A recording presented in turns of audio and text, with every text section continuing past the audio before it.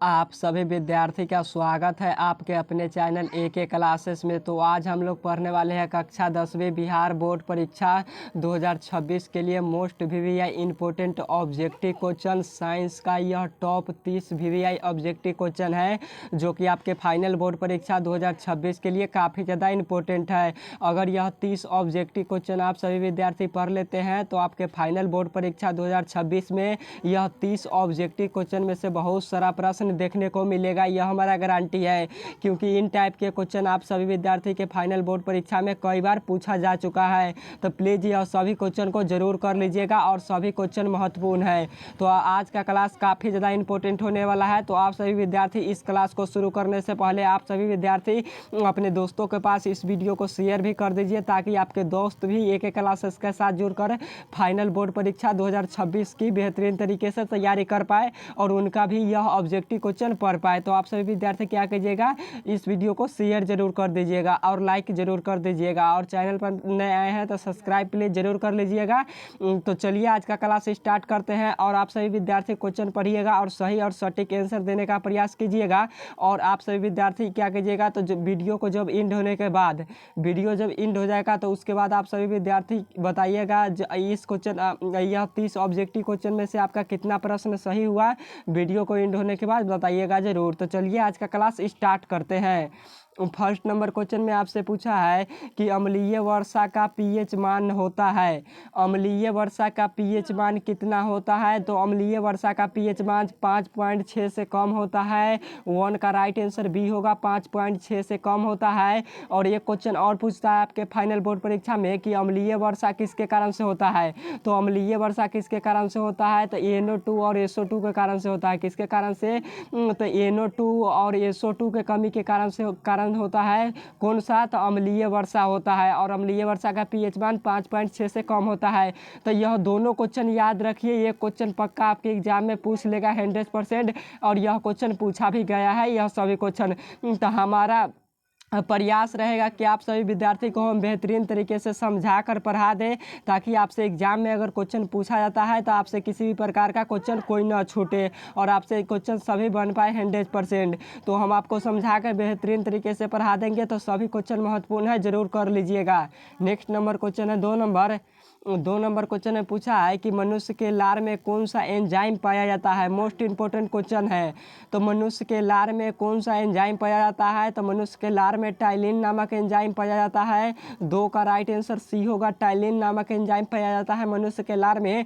और एक क्वेश्चन और पूछता है आपसे फाइनल बोर्ड परीक्षा में कि टाइलिन, जो टाइलिन ग्रंथियाँ है यह कितने जोड़ी होती है। तो टाइलिन ग्रंथियाँ कितने जोड़ी होती है, तो टाइलिन ग्रंथियाँ 3 जोड़ी होती है। कितने जोड़ी होती है, 3 जोड़ी होती है, यानी 6 होती है। संख्या में पूछेगा तो आप लोग बताइएगा 6 होता है, और जोड़ी में पूछेगा तो आप लोग बताइएगा 3 होता है। लार ग्रंथिया कौन सा, तो लार ग्रंथिया जो कि टाइलिन होता है हमारा।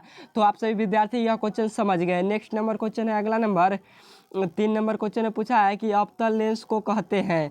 तो अवतल लेंस को क्या कहा जाता है, तो अवतल लेंस को अपसारी लेंस भी कहते हैं। क्या कहते हैं, तो अवतल लेंस को अपसारी लेंस भी कहते हैं, और उत्तल लेंस को अभिसारी लेंस कहा जाता है। और उत्तल लेंस में कैसा प्रतिबिंब बनता है, तो उत्तल लेंस में केवल और केवल छोटा प्रतिबिंब बनता है। कैसा प्रतिबिंब बनता है तो उत्तल लेंस में केवल और केवल छोटा प्रतिबिंब बनता है, और अवतल लेंस में बड़ा प्रतिबिंब बनता है वस्तु से। तो आप लोग इसे भी जरूर याद कर लीजिएगा।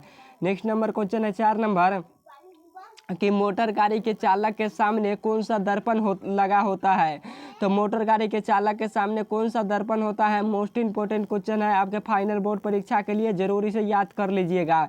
तो मोटर गाड़ी के चालक के सामने उत्तल दर्पण होता है। 4 का राइट आंसर बी होगा, उत्तल दर्पण होता है। क्यों उत्तल दर्पण होता है, तो उत्तल दर्पण में क्या होता है, तो छोटा प्रतिबिंब बनता है। कैसा प्रतिबिंब, तो वस्तु को छोटा प्रतिबिंब बनता है, यानी जो पीछे से गाड़ियाँ आती रहती है, जितनी भी गाड़ियाँ हमारे पीछे से आती रहती है उसे देखने के लिए किसका उपयोग किया जाता है, तो उत्तल दर्पण यानी मिरर का उपयोग किया जाता है। और वही क्वेश्चन में भी पूछा है कि मोटर गाड़ी के चालक के सामने यानी जब ड्राइवर चला रहा होता है गाड़ी, यानी कार हो कुछ भी आप कह सकते हैं, कोई भी गाड़ी, तो ड्राइवर जब गाड़ी चला रहा हो तो उसके सामने एक दर्पण लगा होता है, एक साइड में भी और एक ऊपर में भी लगा होता है। तो वह कौन सा दर्पण होता है, तो वही होता है हमारा उत्तल दर्पण। कौन सा, तो उत्तल दर्पण होता है। और ये क्वेश्चन पूछ लेता है आपसे फाइनल बोर्ड परीक्षा में कि मोटर गाड़ी के चालक के अग्रदीप आपसे पूछ लेता है क्वेश्चन में कि मोटर गाड़ी के साइड मिरर या अग्रदीप में किसका उपयोग किया जाता है, तो हेड लाइट या बैक लाइट में किसका उपयोग किया जाता है, हेड और बैक लाइट में उपयोग किया जाता है उत्तल दर्पण के। परंतु मोटर गाड़ी के अग्रदीप में किसका उपयोग किया जाता है, तो अवतल दर्पण का। अग्रदीप पूछेगा तो आप लोग बताइएगा अवतल दर्पण का। नेक्स्ट नंबर क्वेश्चन है, अगला नंबर 5 नंबर क्वेश्चन में पूछा है कि किस दर्पण की फोकस दूरी धनात्मक होती है, तो ऐसा कौन सा दर्पण है जिसकी फोकस दूरी धनात्मक होती है, तो उत्तल दर्पण की फोकस दूरी धनात्मक होती है। 5 का राइट आंसर बी होगा, उत्तल दर्पण की फोकस दूरी धनात्मक होती है। और एक क्वेश्चन और पूछता है कि उत्तल दर्पण की क्षमता क्या होती है, तो उत्तल दर्पण की क्षमता क्या होती है, तो उत्तल दर्पण की क्षमता भी हमारा धनात्मक होता है। क्या होता है, तो उत्तल दर्पण की क्षमता भी धनात्मक होता है, और यानी पॉजिटिव चार्ज यानी प्लस चार्ज होता है, पॉजिटिव होता है। तो आप लोग इसे याद कर लीजिएगा। और एक क्वेश्चन और पूछेगा कि अवतल लेंस की फोकस दूरी क्या होती है, तो अवतल लेंस पूछे या दर्पण पूछे या फोकस दूरी पूछे या क्षमता पूछे, तो अवतल दर्पण की कुछ भी पूछ ले आपसे, अवतल दर्पण की फोकस दूरी पूछे तो आप लोग बताइएगा ऋणात्मक होती है। क्या होती है, तो अवतल दर्पण की फोकस दूरी ऋणात्मक होती है, यानी माइनस चार्ज होता है। कौन सा, तो माइनस चार्ज होता है। और अवतल लेंस की क्षमता भी क्या होती है, तो ऋणात्मक होती है, यानी माइनस चार्ज होती है। तो आप लोग इसे याद कर लीजिएगा। नेक्स्ट नंबर क्वेश्चन है 6 नंबर क्वेश्चन काफ़ी ज़्यादा इंपॉर्टेंट है आपके फाइनल बोर्ड परीक्षा के लिए कि दही का जमना किस प्रकार की अभिक्रिया है। यह क्वेश्चन क्या है, तो आपका यहाँ पे बाय मिस्टेक है, जो कि क्वेश्चन टाइप है गूगल से टाइप करने में यही होता है, आपको क्या करता है गलत टाइप कर देता है। तो हम आपको क्वेश्चन बता दे रहे हैं। यहाँ पे क्वेश्चन था क्या 6 नंबर में कि दही का जमना किस प्रकार की अभिक्रिया है, तो दही का जमना किण्वन की अभिक्रिया है। 6 का राइट आंसर सी होगा, किण्वन की अभिक्रिया है। और दही क्यों जमता है, आप सभी विद्यार्थी बताइए, गर्मी बहुत हार्ड है, तो दही किस कारण से जमता है, आप सभी विद्यार्थी बताइए। इसका राइट आंसर क्या होगा, आपसे क्वेश्चन पूछ देगा। 6 का राइट आंसर सी वाला होगा कि किण्वन के कारण दही की जमता है। और आपसे दही में क्या होता है, तो दही में छोटे छोटे कीड़े मकोड़े होते हैं। क्या होते हैं, तो दही में छोटा छोटा कीड़ा मकोड़ा होता है, जिसके कारण से दही जम पाता है। और दही में एक क्वेश्चन पूछता है कि दही और दूध में कौन सा अम्ल होता है, तो दही और दूध में कौन सा अम्ल होता है, तो दही और दूध दोनों में कौन सा अम्ल होता है, तो लैक्टिक अम्ल होता है। कौन सा अम्ल, तो लैक्टिक अम्ल होता है दही और दूध में। तो आप लोग इसे याद कर लीजिएगा, काफ़ी ज़्यादा इंपॉर्टेंट क्वेश्चन है यह। एक क्वेश्चन पक्का रहेगा यह तीनों क्वेश्चन में से, तो प्लीज़ ज़रूर याद करना है, जो कि हम आपको तीनों क्वेश्चन बेहतरीन तरीके से पढ़ा दिए। नेक्स्ट नंबर क्वेश्चन है, अगला नंबर। और आप सभी विद्यार्थी एग्जाम देकर आइएगा तब बताइएगा कि आपका कितना हमारा पढ़ाया गया, सभी प्रश्न पूछा गया आपके फाइनल बोर्ड परीक्षा में। सभी क्वेश्चन लड़ता है, तो प्लीज़ ज़रूर सभी क्वेश्चन को कर लीजिए। 7 नंबर क्वेश्चन में पूछा है कि मनुष्य का ब्रेक संबंधित है या क्या क्या क्वेश्चन टाइप हो जाता है। यहाँ पे ब्रिक होना चाहिए, क्या ब्रिक, मनुष्य का ब्रिक संबंधित है, तो मनुष्य का ब्रिक किससे संबंधित है, तो मनुष्य का ब्रिक उत्सर्जन से संबंधित है। किससे, तो उत्सर्जन से संबंधित है। 7 का राइट आंसर बी होगा, उत्सर्जन से संबंधित है मनुष्य का ब्रिक। तो आप लोग इसे याद कर लीजिएगा, वेरी इंपॉर्टेंट क्वेश्चन है आपके फाइनल बोर्ड परीक्षा में, प्लीज़ ज़रूर याद कर लीजिएगा, यह क्वेश्चन आएगा।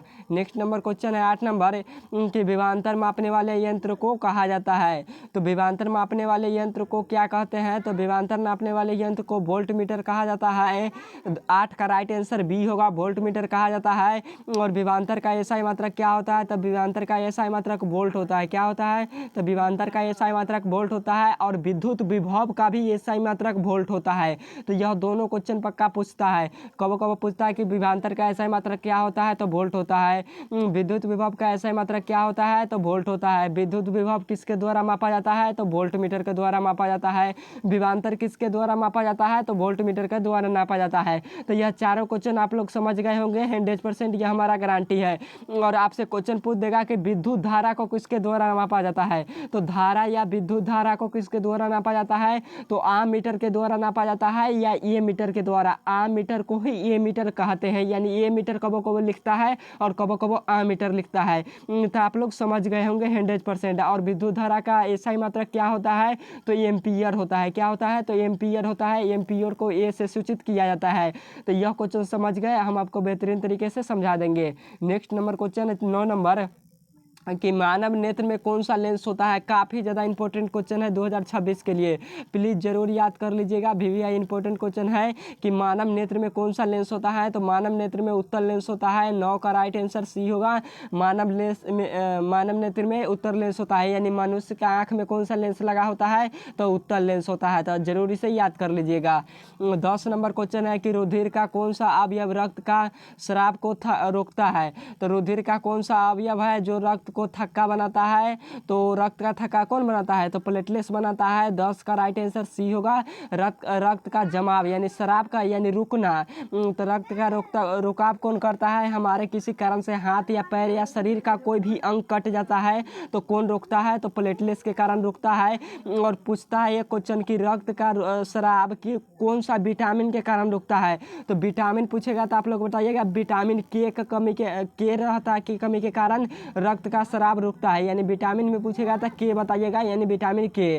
तो यह क्वेश्चन समझ गए। नेक्स्ट नंबर क्वेश्चन देखते हैं, अगला नंबर। और थोड़ा सा और हम एक बता देते हैं, यहाँ पे क्वेश्चन पूछ लेता है आपसे फाइनल बोर्ड परीक्षा में कि रक्त का रंग किसके कारण से लाल दिखाई देता है, तो 10 का राइट आंसर सी वाला होगा ये। लेकिन एक क्वेश्चन और पूछता है कि रक्त का रंग लाल किसके कारण से दिखाई देता है, तो हीमोग्लोबिन के कारण से दिखाई देता है। और रक्त में कौन सा तत्व पाया जाता है, तो रक्त में लोहा तत्व पाया जाता है। कौन सा तत्व, तो लोहा तत्व, जिसे आप लोग आयरन कहते हैं, Fe से सूचित किया जाता है। लोहा को Fe से सूचित किया जाता है।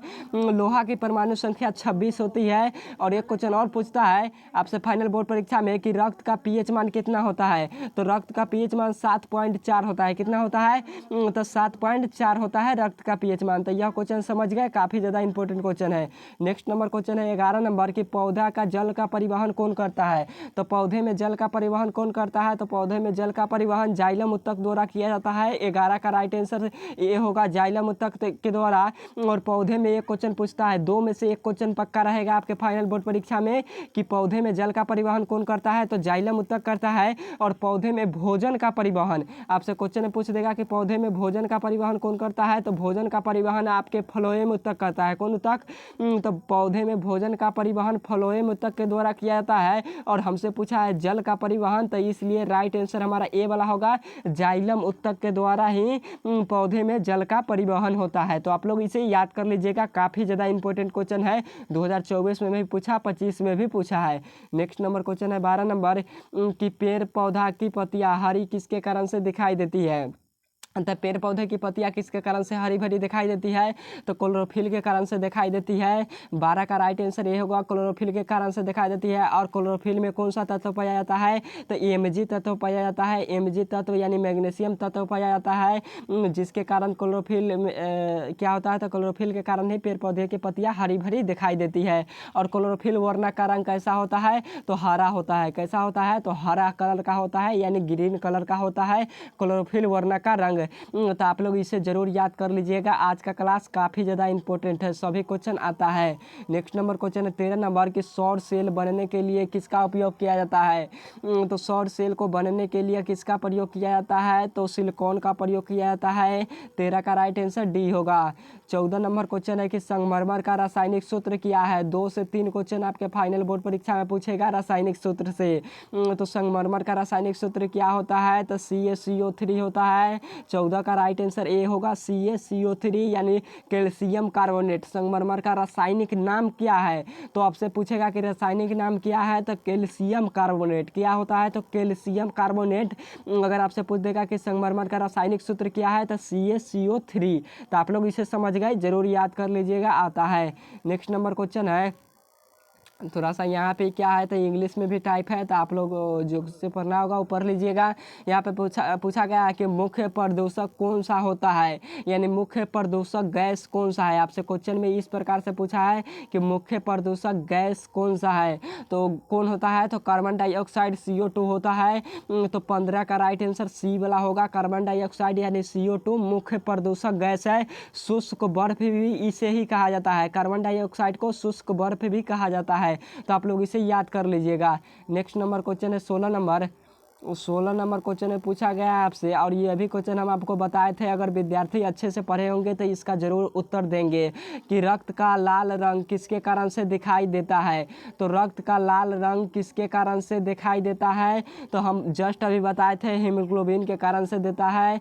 16 का राइट आंसर सी वाला होगा, हीमोग्लोबिन के कमी के कारण ही रक्त का लाल रंग दिखाई देता है। तो इसे जरूर याद कर लीजिएगा, इंपॉर्टेंट क्वेश्चन है। 17 नंबर क्वेश्चन में आपसे पूछा गया है कि अपवर्तन के कितने नियम है, यानी प्रकाश के अपवर्तन के कितने नियम है। तो प्रकाश के अपवर्तन के टोटल 2 नियम होते हैं। 17 का राइट आंसर ए होगा, 2 नियम होते हैं। नेक्स्ट नंबर क्वेश्चन है 18 नंबर की प्रतिरोध का एसआई मात्रक होता है। तो प्रतिरोध का एसआई मात्रक क्या होता है, तो प्रतिरोध का एसआई मात्रक ओम होता है, और ओम को कुछ इस प्रकार से सूचित किया जाता है। और वाट किसका होता है, तो विद्युत शक्ति का एसआई मात्रक होता है। एम्पियर विद्युत धारा का एसआई मात्रक होता है। वोल्ट विद्युत विभव और विद्युत विभवांतर का एसआई मात्रक होता है, जो कि वीडियो को शुरुआती में हम बेहतरीन तरीके से आपको हम पढ़ा दिए हैं। नेक्स्ट नंबर क्वेश्चन है 19